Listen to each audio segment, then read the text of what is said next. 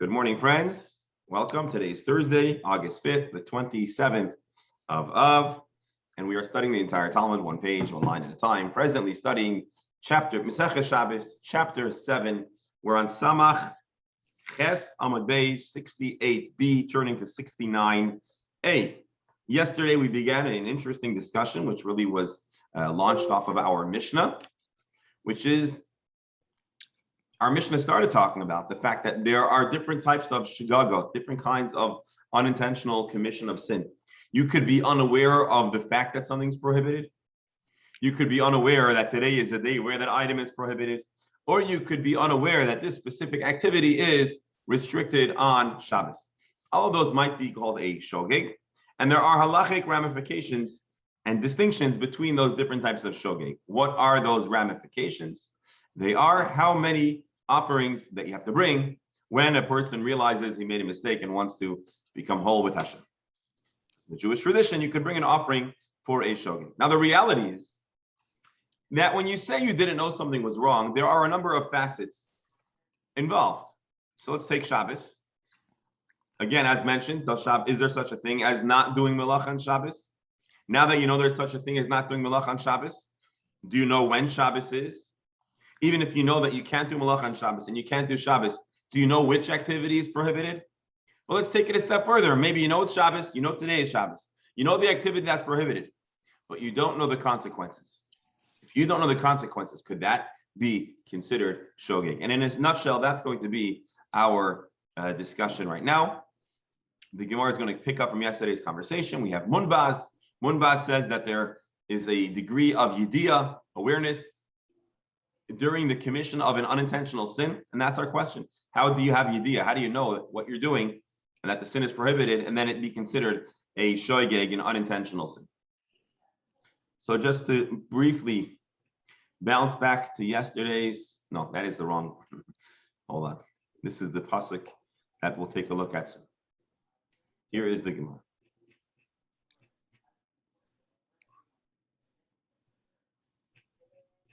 Again, we're 68B.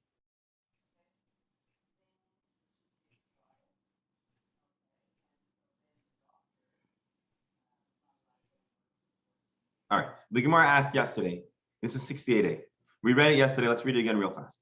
My time of the Munbaz. What would be the reason why Munbaz would say that there has to be a degree of awareness, of knowledge when you commit a sin that's classified as unintentional? He says, listen, very simple. Again, we read this yesterday. I just want to back up. There's one law for a person who commits a sin unintentionally. The next verse talks about a person who commits a crime intentionally.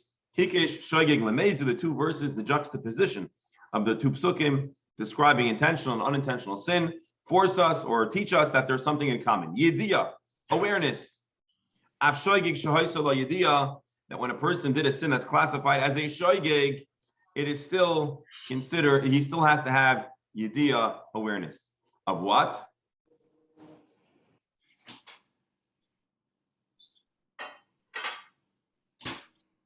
What is the yediyah? He knows that I'm sorry, let me explain. Not that he knows presently, but he had to have known once that it was a Jewish a sin, a prohibited act. Rabbanan. So now we know that the rabbis who disagree with Munbaz in that famous long brisa we read together about Rabbi Akiva, they say that you don't ever have to be informed that an act is prohibited for it to be classified as a shogeg. Again, remember, we talked about the kid that was kidnapped, never learned about Shabbos. Could they be considered an unintentional sin or even less than that? Halachically, to be classified as a shogeg, Munbaz says you have to have had prior knowledge, and the Rabbanan don't say so. Now, how will the Rabbanan, how will the rabbis get rid of this juxtaposition, this hekesh of two psukim? So the Gemara explains, and we read this yesterday.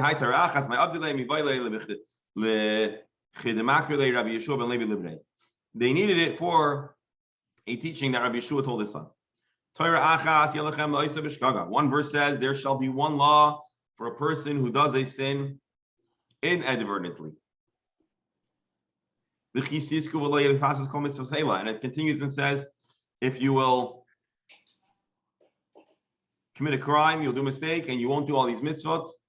And this is a pasuk that's explained to be describing, I believe, Avodah Zarah.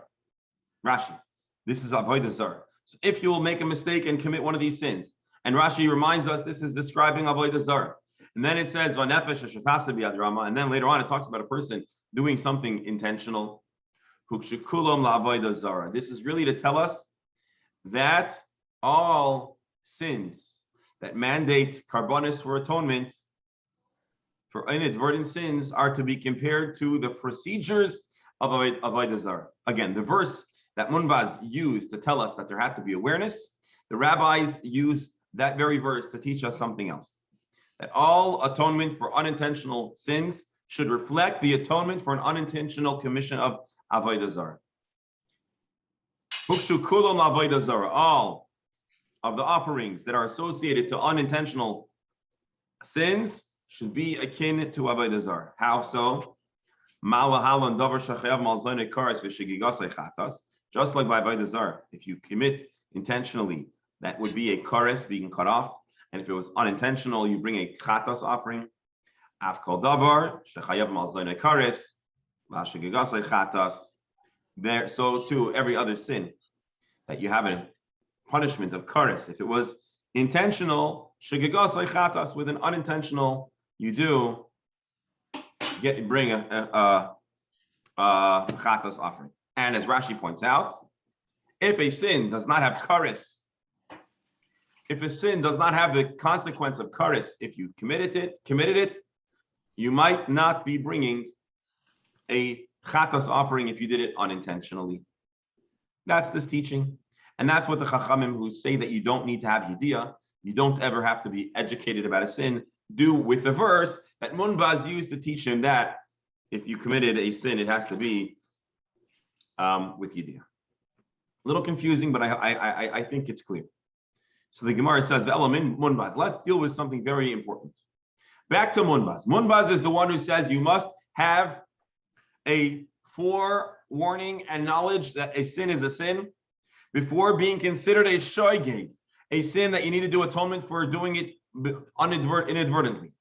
Rashi, Ve'elamin Munbaz, Da'amar le'el,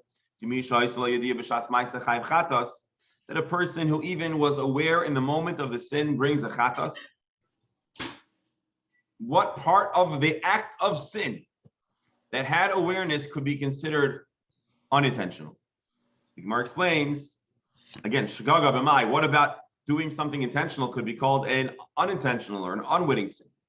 So the Gemara answers, kigoyin sheshagag b'karben, Munbaz will say, you know what? The component of the sin that warrants an offering, what part of it was unwitting, unknowing? The fact that he would have to bring an offering. He knows that when you do this intentionally, there is kares. He doesn't know that there's a chatas offering. Now, this sounds very far from our understood definition of unintentional, right? Our Kohen Gadol, Alan, what would you imagine an unintentional sin to be? You're muted. We can't hear you. It happens to me a lot of times. I'll walk in and automatically I'll turn on the lights. So in other words, you're telling us here that you're human and humans make mistakes. And so you didn't intend, it was an instinct. You didn't, in the moment you're saying you didn't realize that it was Shabbos, or you didn't realize that what you were doing. That sounds like a shoygig. But could you call a person who intentionally does something wrong and all he didn't know was that he's going to have to bring an offering? Is that a shgaga? And so Munbaz would say yes.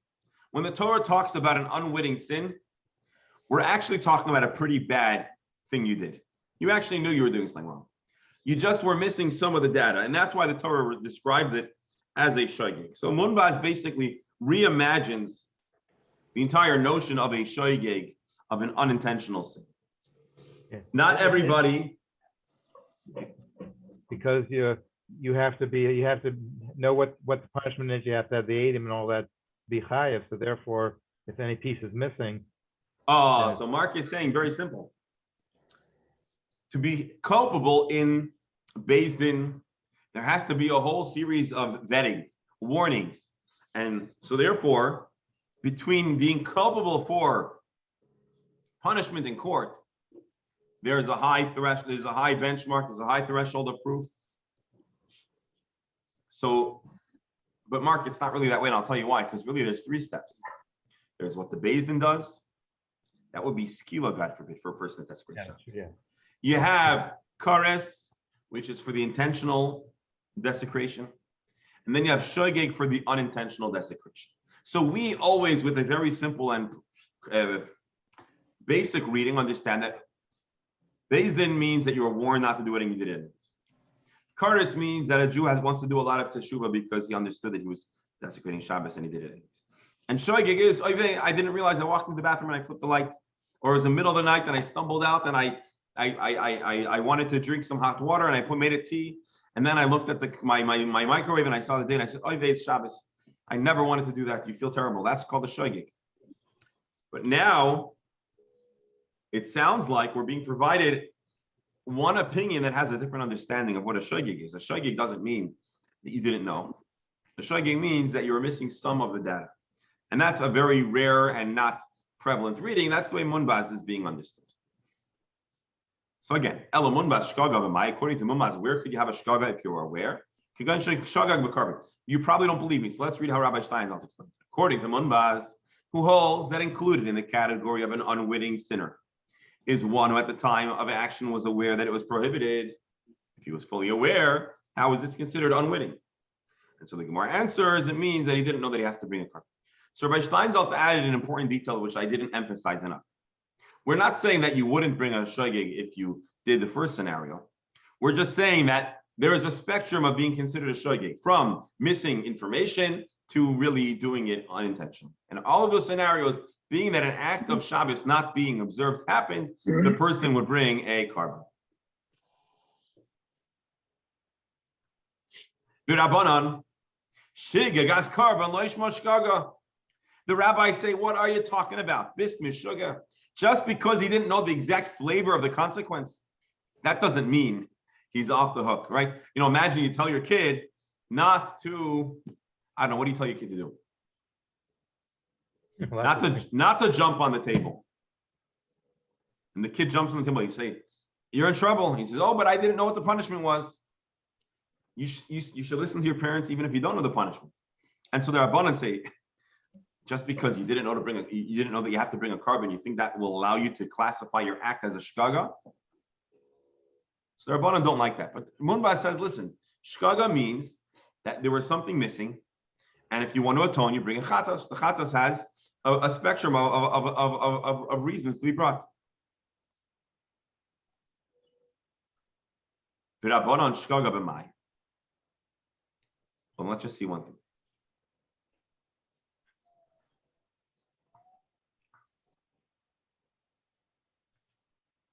All right, so the Gemara asks now, Rabbanan shkaga b'mai. So what would the rabbis classify as a shkaga? Rabbi. Yes.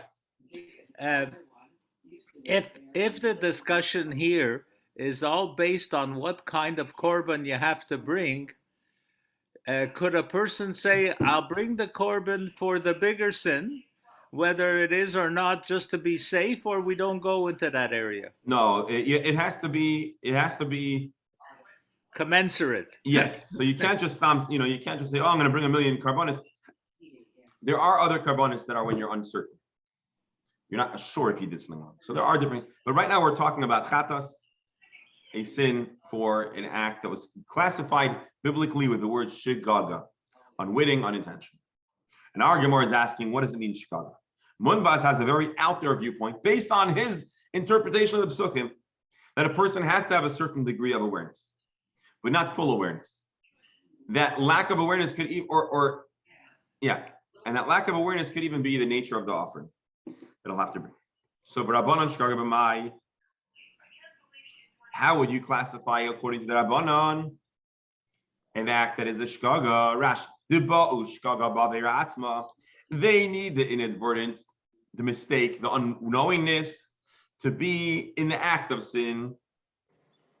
And so here's what the question is. Can your mistake mean you didn't know the severity of the consequence? You didn't know the severity of the sin? Or does it have to be that you didn't know that it was a sin at all? Here's the question, or here, even, or once you didn't know that there was a sin of karis, which is again called, it's a spiritual being cut off, which is a terrible thing that a Jew doesn't want to experience. So once a person doesn't know that the act he's doing is get some karis, even if he didn't know that it was wrong, he didn't know that it was a biblical prohibition, but he didn't know it was karis. So Rabbi Yochanan says it's halfway to munbas.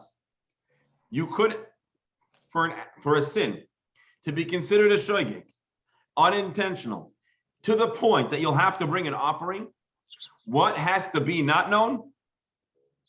The severity of the crime, that it's karis. And Reish Lakish disagrees. Reish Lakish Amar ad sheyishkik b'lav karis. Reish Lakish says no. You have to not realize that it's a crime at all. You have to not be aware that it's biblically prohibited, and not that the punishment is karis. Rashi. Kivan sheshagag b'karis afagav shehezid b'lav. Again, Rabbi Yochanan says once you didn't know that there's karis, even if he did know that there was a lav, sha'az hakarban al hakaris huba. Because the offering that you're bringing, a chatos offering, is only for a sin of karis. So being that you didn't know that the sin was karis, that's what's called a shoygeg. You were unintentional or unknowing about a core tenet of the act that's going to make you need to bring an offering. So again, the reason why this sounds a lot more technical than you would think a shoygeg should be is because here we're asking really one question. What scenario warrants a chatas? Rav Yochanan says just the not knowing that there's karis. So let's say avodah zara, a person could have karis. So if he serves avodah zara, listen, I knew that Jews don't do avodah zara, but I didn't know that it was really a make it or break it kind of sin. And Reish Lakish says, no, you have to literally not know that the thing was wrong at all. Amar Rava says, we got to figure this out. My time at Rabbi Shimon ben Lakish. What would be the reasoning of Reish Lakish to say that you have to have zero awareness of the fact that the act is prohibited? Amar Kra, there is a pasuk that says, Asher lo yiseyasena bishkaga v'ashem. Translation, the act that you do or should not do, bishkaga, unwittingly, v'ashem, and commit the crime. The unintentional, the unwittingness has to be in the totality of the prohibition of the sin. Whereas Rabbi Steinsaltz translates the full pasuk: if one soul shall sin by mistake from among the people, performing Hashem's commandments, that may not be done. They're doing something that shouldn't be done. He becomes guilty. So we have two parts here: not be done and guilty, indicating that it's not considered shogeg until it was unwitting regarding the fact that it's not allowed and that it's kares. The verse indicates that the individual was entirely unaware that he did something wrong, not just the severity of the prohibition. So that's the reason why Reish Lakish defines shogeg, unwitting sin, to mean totally unwitting. And then you bring an offering. Folks, hold on. I know this could be considered a little monotonous or technical, but we're about to get to some very juicy stuff. So Rabbi, yes, the Talmud is much more lenient because the expression is ignorance of the law is no defense in general here. Well, here too, we're not saying that ignorance of the law is no defense. No, but it's mitigating. It mitigates from the most extreme consequences. Correct. There's a whole section of laws about an unwitting sin and how to atone for it. But you're 100% correct. Now, the interesting thing is that there are parts of Jewish life where that would totally not work. And one of the examples, which I'm hesitant to give, but it's a question we ask frequently, is that, there are certain prohibited relationships that could have devastating results for the progeny of that relationship, right? So, for example, and again, I hope this isn't insensitive, but sometimes people complain, Rabbi, it's not fair. We didn't know that you have to marry Jewish, and so why should my kid be penalized by not being classified as Jewish just because my wife is not Jewish? It's not fair. And it's such a powerful emotional question that I feel it deeply when it's asked. But the reality is that it's not a punishment. It's a Jewish fact. Or even more painful is, let's say, the notion of a mamzer, where a person has an illicit, not sanctioned relationship according to Jewish law, and the kid might have a challenging classification. So it's not a punishment, but not knowing doesn't mitigate certain consequences. Just like not knowing that if you ride over a person, God forbid, you could injure them. That doesn't, that doesn't change this circumstance. So this is a very sensitive and certainly a very delicate subject. And in today's world, so prevalent and challenging. But in the context of a shkaga, yes, not knowing is what classifies something as a sin. We're going to read the next two paragraphs a little bit more briskly because I want to get to the next section. Rabbi Yochanan, Rabbi Shimon ben Levi, Rabbi Shimon Lakish, my Avilei. So Rabbi Yochanan, who says that you don't have to be entirely unwitting, you just have to not know about cars. How will he resolve this verse, which seems to indicate you have to have total absence of knowledge? So he needs it for another interesting law. He needs it for the following teaching. Me'am haaretz prat limishumad.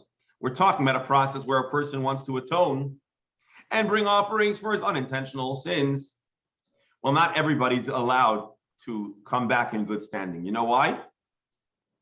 You have to be am haaretz. You have to consider yourself among the Jewish people. What does that mean?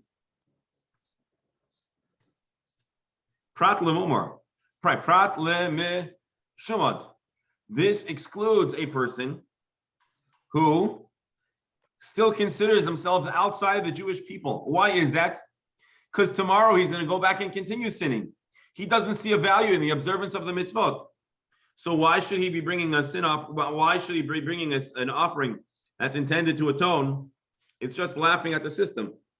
It's laughing at the value of Judaism. Rabbi Shimon Elazar,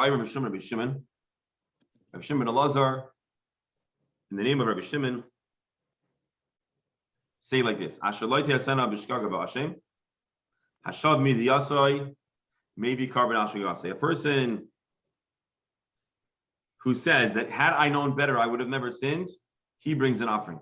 Loishav midiyasai. But what about a person that wasn't? He abandoned Judaism, and he doesn't know all about what's allowed to be done on Judaism, and so therefore, even if you would have known it's prohibited, he just would have done it intentionally. That's not a kind of shagi that a person brings a sin offering. So a person who's not really interested in repenting, he left the Jewish people, and even after he does tshuva, he's going to do it again, or he would have done it anyways. He therefore doesn't bring a sin offering.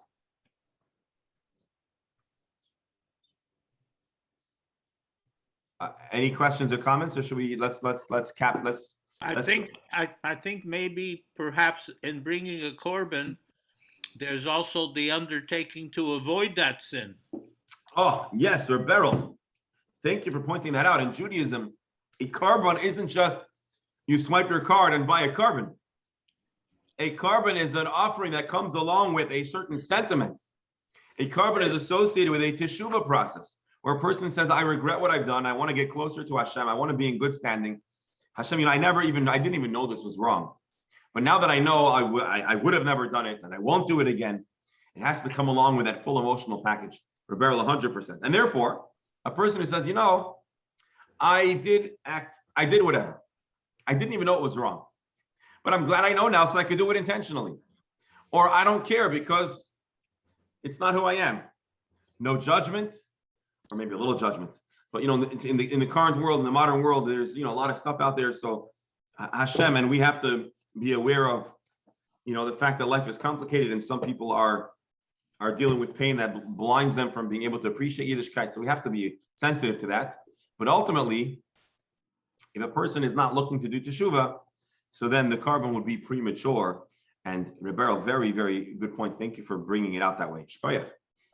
Now, the Gemara is going to give a little bit of a challenge to Reish Lakish. What did Reish Lakish say? Reish Lakish is the one who said up here, that to bring a shgaga offering, you have to not be aware at all of the offering. And we discussed how that was defended in the Psukim, and what Rabbi Yochanan will do with the pasuk being that he rejects Reish Lakish's perspective. Now let's go through this last point. Tanan, Mishnah teaches, by the way, this is like the next Mishnah that we're going to learn soon. The Mishnah teaches us that there are 40 minus 1 melachos.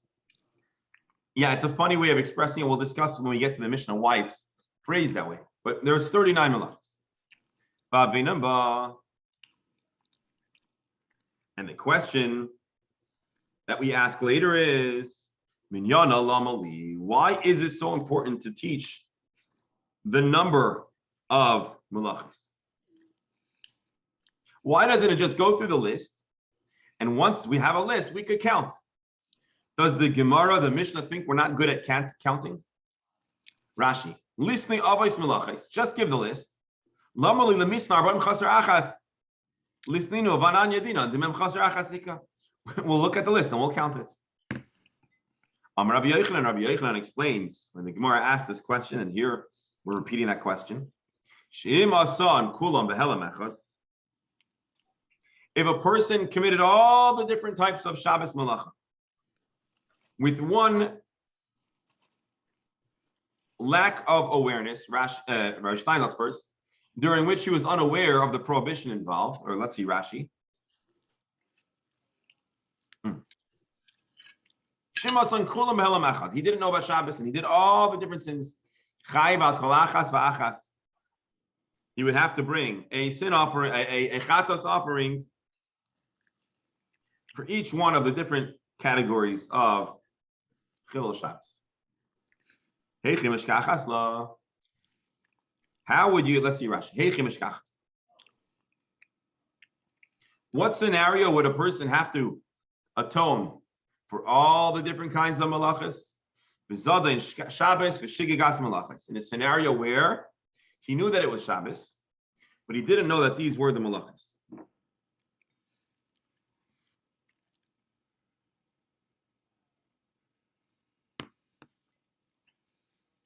But in order to know that Shabbos exists, he has to at least have some kind of awareness that there are malacha.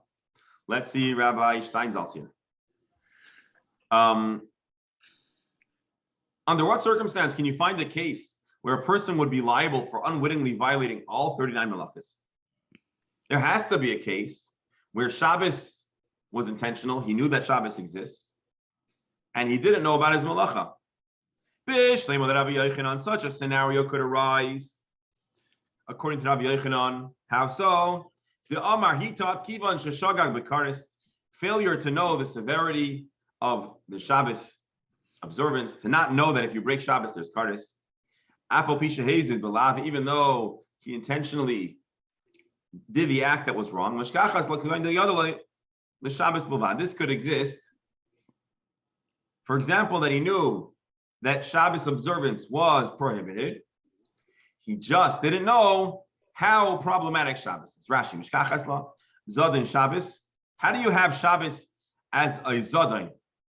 Intentional. Didn't we say that Shkaga is that you didn't know the extent of the sin? Rashi, Zadin Shabbos belav Mishigas Malachas Berkisis. Diadelo the Shabbos who was alavim. I shall cool him. I shall achmehem. El Rabbi Shimon ben Lakish, according to Rabbi Shimon ben Lakish, who says a Shkaga means no awareness. So how do you know about Shabbos that there are malachas without at least knowing one of the malachas? If you don't know of at least one of the prohibited acts of Shabbos, then you don't know what Shabbos is. But according to Reish Lakish, if you know that you're not allowed to desecrate that Shabbos, well, at least one of those malachas would be considered a mazid. Rashi, the yadalei the Shabbos mai. What would be the scenario? Haloi bekulam shagad kisaver shekol lamitas malachas mutaris. He did a shkaga with all of those sins. Let's see Rabbi Steinsaltz's. According to Reish Lakish, who said it's not considered unwitting unless he totally didn't know. If so, when Rabbi Yochanan says that the case where he would be liable to bring 39 offerings is with regards to Shabbos. His actions were intentional. The question is, over here, according to Rish Lakish, what aspect of Shabbos could he be aware? If he was completely unaware of all the labors prohibiting Shabbos, then what does it mean that he knows about Shabbos? Shabbos is malachis. And to totally not be aware would mean that you would have to be off the hook for at least one of the malachis. If you get it or not, let's see the answer. The Gemara says, you know what? Maybe he knew about another facet of Shabbos called Tchum Shabbos. In addition to the 39 malachis of Shabbos, there's also the fact that one is not meant to go outside of Tchumin, outside of the range of where one is allowed to walk. And Rashi points out that there's no carbon to be brought if a person goes out of the Tchum. Aliba de Rabbi Akiva, and this would only be according to the opinion of Rabbi Akiva, who holds that Tchum Shabbos is biblical, and yet you don't have to bring a carbon. And therefore, Rish Lakish has a hypothetical where a person knew about Shabbos, knew that Shabbos has special observances. He didn't know any of the prohibited acts, and therefore, when he did all the malachis, they were all absent awareness of the severity of the punishment and their prohibition. Therefore, now he gets to bring a separate chatos offering for every single one of the types of malachas.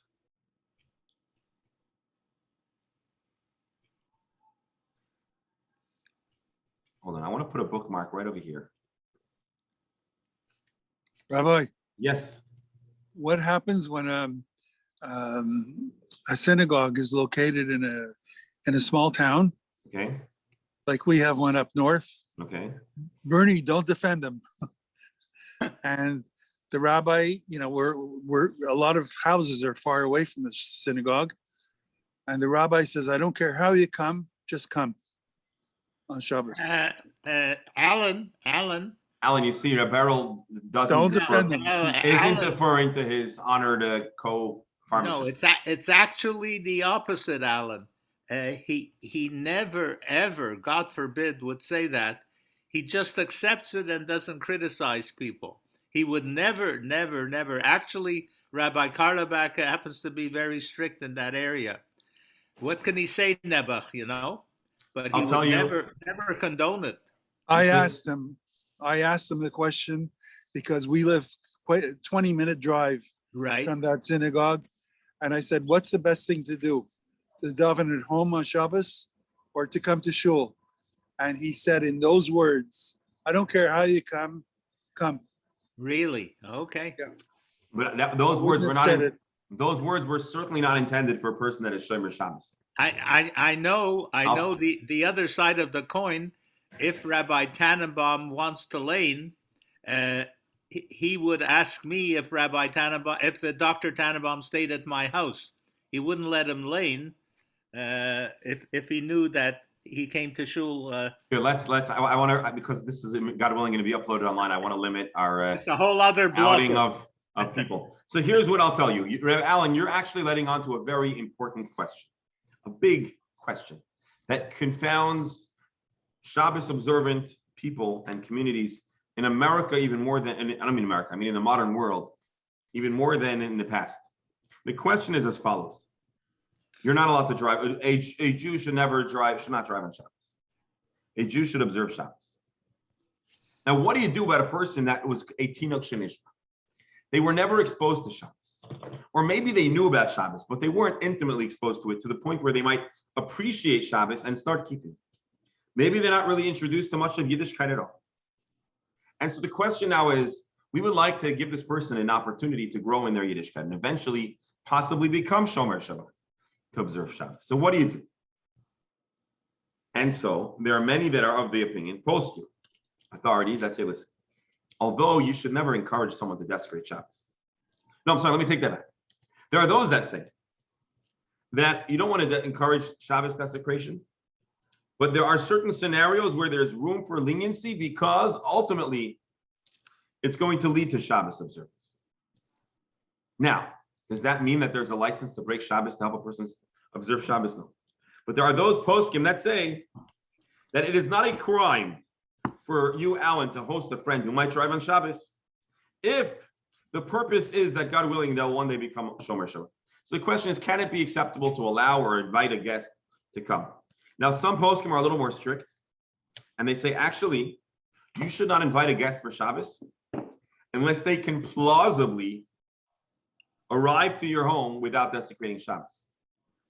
Or if they can plausibly arrive before Shabbos and they could stay at your house if you'd want. So that's where you might find some Chabads that or other people that will invite friends to join them for Shabbos dinner, even though they may be not observing Shabbos on their way there and back, but you're not inviting them to desecrate Shabbos. They have a way to do it according to Shabbos, and they'd be desecrating Shabbos anyways. That's one issue. Now there's another issue, which is about the shuls. And I believe that is the same thing. Rabbis shouldn't be encouraging people to drive on Shabbos, even to attend shul. And unfortunately, that's one of the areas I think that conservative went down a slippery slope, is that when conservative created a loophole to allow people to drive to shul on Shabbos, that's when Judaism stops. As soon as you break or give a waiver on one part of Judaism, the whole Judaism becomes a joke. But many rabbis don't run in inquisition, myself included, about how people get to shul, because people are growing. And if someone is driving, and instead of driving to the casino, where they'll be desecrating Shabbos many, many, many times, instead they'll drive to shul and they'll sit and they'll daven and they'll get exposed to Shabbos, and they might come to observe Shabbos. So then certainly we're not going to throw that person out, and certainly it's not our job to run in inquisition about it. And so that is the Rabbi, story, yes. the Rebbe summed it up best. You have the interview with the guy when the Rebbe was handing out $1, and he says to the Rebbe, "Unfortunately, I have a store. I can't keep Shabbos." And the Rebbe said, "Just add one word." And the guy said, "What word?" And the Rebbe said, "Yet."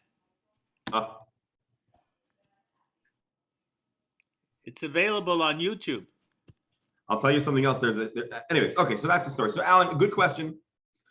And I hope we've given some, it's a big sugya, it's a big subject. If you're listening to this now or virtually later, there's many different shailot and shuvot and different opinions about exactly how to navigate it. And it's important to study up before we're gonna, so many Chabad shluchim, especially far out, they'll invite their guests, say, you want to stay here, you want to stay over for Shabbos? Let's say they'll come before Shabbos for dinner.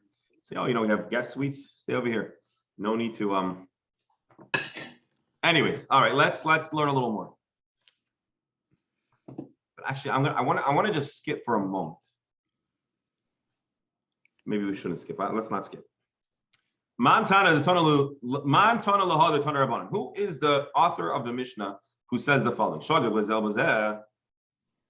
A person didn't know about the sin, and he didn't know about kares.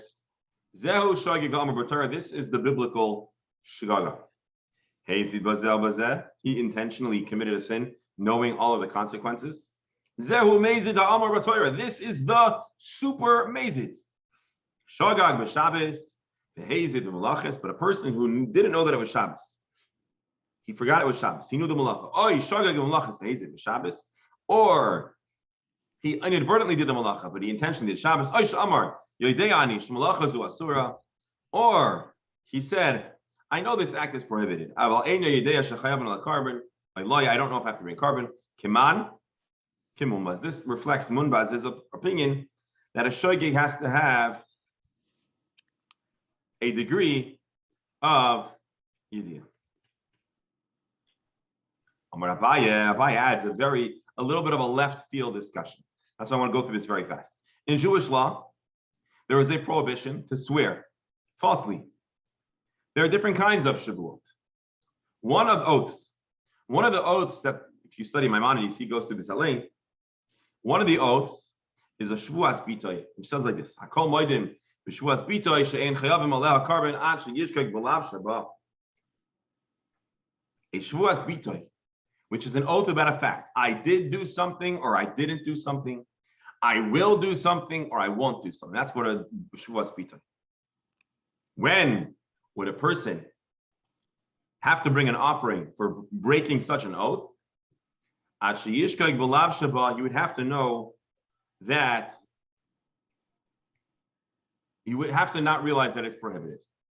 Hakol moedim man. Who does it say? Hakol moedim Rabbi Yochanan. Meaning Rabbi Yochanan would agree here that there would have to be a shgaga, even a not knowing even about the sin. Pshita, the Gemara says, Kikam Rabbi Yochanan heicha the ikakaris. Obviously, Rabbi Yochanan would agree with that, because when does Rabbi Yochanan say the whole question of karis and not karis? That's if there is the consequence of karis. But over here, where there's no consequence of karis, obviously Rabbi Yochanan would agree that a shogeg would have to be that you don't know that it's a sin. So the Gemara says, and I'm reading this very fast on purpose, I would have thought, hoyil v'chayiv carbon, being that you'd have to bring a carbon, because the shvuas bitoy, there is a sin offering that's brought when a person makes an oath that's false. So basically,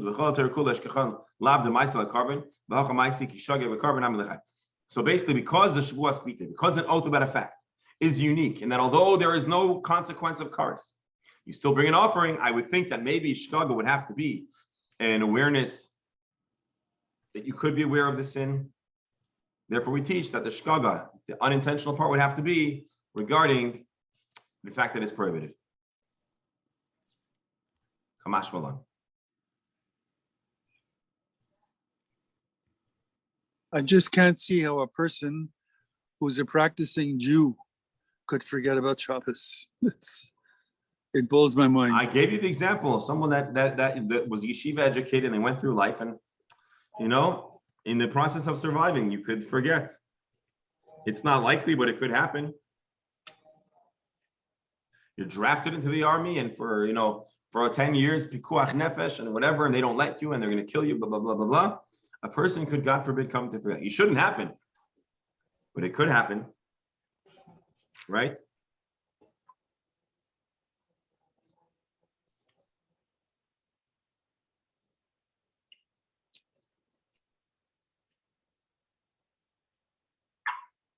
Hold on.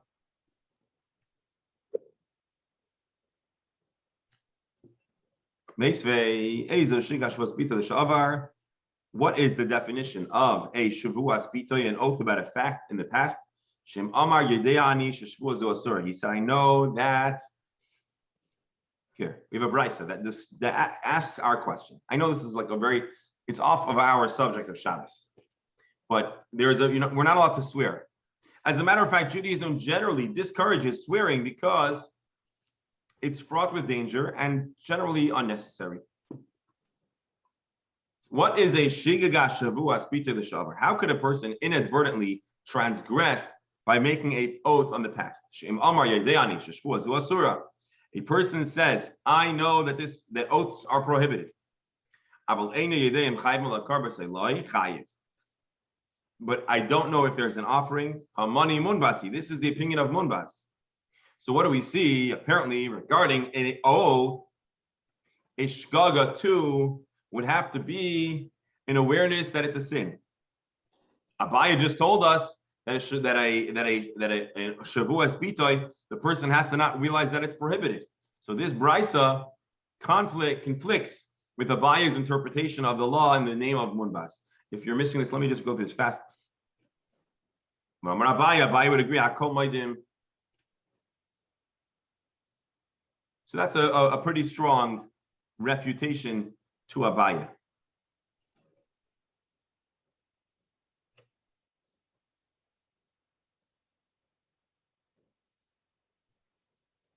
Gemara ends off over here that Tiyufta, the Abaya Tiyufta, this seems like a refutation to the viewpoint of Abaya. Amar Abaya says, Hakol moedim b'truma she'ein chayav malachayim esh'ad she'yishki v'lav shelo. Hakol moedim. Man Rabbi Yochanan pshit Gamar Yochanan heicha deikaris. Heicha deikaris loy mal the tema misa b'makom karis amedes v'chi shagag misa nam l'chad k'mashma. Rabbi Amar misa b'makom karis amedes v'chamish b'makom karben oimed.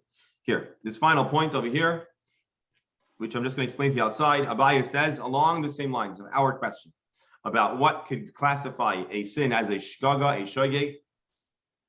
Well, there is another area of law that has unique halachas, and that is truma. Alan, you and I, with Hashem's help, the Beis Hamikdash will be rebuilt, and the Kohen will receive 2%, or maybe when Mashiach comes, it'll be open to the donors to decide how much to give. A little bit of truma, and truma has many important laws about how it has to be handled. It can't be abused, and it can't be mistreated, and etc., etc. I already stopped drinking. don't get too excited. I'm doing Baba Metzia with all kinds of things you can do. And substitute it. I can bring you a Roman coin if I remember. So if a person abuses truma, how do you abuse truma? Well, Reb Beryl, if you would eat the truma that's not for you, you would have to pay back what you took, and you would have to pay Double, additional. No, not double. double. You'd have to pay a fifth. Choimesh. Let's see Rashi. Zor sha'achal truma. A stranger, a non-kohen that eats truma, b'shogeg unwittingly. You had a tuna fish truma sandwich ready for Alan, and you mixed it up and you ate it by mistake. B'shalom choimesh al shegagasa. You have to pay an additional fifth. But if it was intentional, but if you intentionally ate Alan's truma tuna fish sandwich, now there is no carbon to be brought. I'm sorry, you don't pay back a fifth, and the punishment is misa b'dei shamayim, death in the hands of heaven, which is a terrible punishment. And so Abaya says everybody agrees by truma. The only time you need to bring choimesh is if you didn't even realize that the act was prohibited. The Gemara says, who is this Hakol Moedim? This is a reference to Rabbi Yochanan, who usually says that you don't have to, you could be aware about the fact that an act is prohibited. The Gemara says, we know this because Rabbi Yochanan only says that a shoygeg is that you know it was wrong if there's also the punishment of kares. The Gemara says, yeah, but Truma is different. Although there is no kares for Truma, there is misa b'dei shamayim, and that's very reminiscent of kares. And therefore, maybe Rabbi Yochanan would treat truma like he treats kares kind of sins. Kamash Malan that no. Rabbi Amar Misa Makam Kares Mendes Chamish Makam Karban not quite. And Rabbi says, yeah. Rabbi disagrees and says, actually, we do treat truma just like Shabbos and other sins that have kares. Now that's the reason why I rushed this fast is I want to introduce to you this next Gemara, which we're going to discuss tomorrow. Interesting question. This is one of those mysteries.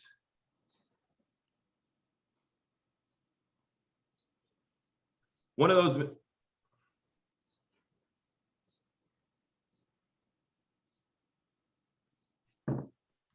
Here it is. What if you are traveling and your phone battery died and there's no place to charge your phone? And there's a rainstorm and your calendar was washed away and you've lost track of time. You're a Shabbos observant Jew and you don't know when Shabbos is, but you want to keep Shabbos. What do? You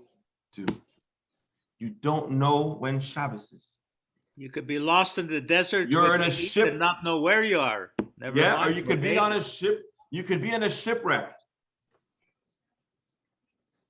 or a plane. I don't know. There's so many scenarios. But what do you do if you don't know when Shabbos is? You're in space. You're in space. That's actually a very good point. But in space, you could probably figure out when Shabbos is. But if you're on a shipwreck or a plane crash and you're all by yourself or you're disoriented, what do you do? What do you do? It's a big question, and it's going to be the discussion of tomorrow's Gemara. Let's do a fast recap of today's Gemara, which was, again, a little bit of on the technical and complex side. But in a sense, today's Gemara, we would say, is as follows. What is the definition of a shoygeg, of an unwitting sin? Well, there are different interpretations. Well, an unwitting sin, and what is the definition of a shoygeg to the point where it would warrant a karban chatos? How much unwittingness? Munbas says there has to be a degree of yediyah. What would be that yediyah? Well, actually, you would have to know that it's prohibited. Maybe you don't know that it's kares. The other rabbis say no, that doesn't make sense. It has to be entirely, it has to be unknowing. If you know that it's wrong, then what about this is a shoygeg? And so Munbas has this unique point. The rest of the Gemara essentially was analyzing, assessing, and challenging this understanding of a shoygeg. Particularly, we're introduced to another variation in the halachic understanding between Rabbi Yochanan and Reish Lakish. What is a shkaga according to the non-team Munbaz? Rabbi Yochanan says, shkaga is that you didn't know that it's kares, but you might have known that it's wrong. Reish Lakish says, no, it has to be a total lack of knowledge. And that too is then challenged and discussed, and we bring psukim to prove the opinion of Reish Lakish. And Rabbi Yochanan has a different read on those verses. Along the way, we read something very interesting, that to bring a carbon, a person has to be in the process of doing teshuvah. If the person isn't in the process of doing teshuvah, then they would not bring a carbon. What else did we have the chance to bring up? We brought up an interesting question. Why do we have a number attached to the 39 melachos? And the Gemara says later on, and we quoted it here to teach us, that you could be bringing 39 different offerings if you desecrated the whole Shabbos unwittingly. Shogig. And the Gemara uses that statement to challenge Rabbi Yochanan, who says that Reish Lakish, who says that you have no yediyah. How so? Because if you have no yediyah about Shabbos, then you only bring one carbon. So how do you have it so that you could have transgressed all 39 melachos? And you knew about Shabbos, and yet you're shogig. And the Gemara answers, maybe he knew about Shabbos' restriction of Chum Shabbos, but not about any of the melachos. Then Abaye introduces prohibited oaths and how that might be considered a shogig. And then we also talked about truma eating and when you're classified as a shogig, when you're classified as a mezid. Why is it relevant? Well, it's relevant because if it was unintentional, you have to add an extra fifth on top of what you're paying back. And lastly, we laid up for tomorrow's Gemara a question of, if you lose track of time, how do you observe Shabbos? That's going to be tomorrow's discussion. Beryl, yes. For sure, one effect of this is Yontif, when I look at the Al-Chaitz and Al-Chaitz Shechayovim O'ele, I'm going to watch them a lot more slowly and match them up. Yep.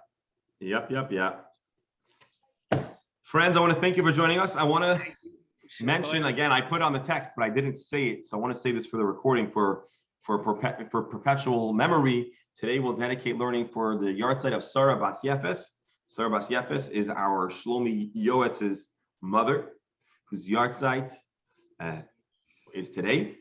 And I want to say something nice about Shlomi. Shlomi has yard site, and we were planning to have a breakfast in Shul, but Yosef has a shiva, and so Shlomi decided to defer the breakfast and everything so that we'd make sure everybody davens at the shiva house, and we'll give a kiddush on Shabbos. But I think that's a beautiful act of Avas Yisrael that deserves to be mentioned and celebrated. And certainly this act of selflessness is a big nechama and a bracha for his mother's neshama. And so it's appropriate that we're dedicating today's learning Le'iloi Nishmasa Neshama Shavan Aliyah. We should have only good news for all of Klal Yisrael. Thank you all for being on this call. Have a wonderful day. I hope to see you tomorrow. It'll probably be a slightly shortened session because I'm again going to be overseeing the care packages, but we can't skip a day of Gemara. And so tomorrow we'll talk about, again, what do you do if you lose track of time. Shkoyachol, have a great day. Sei gesund. Sei gesund.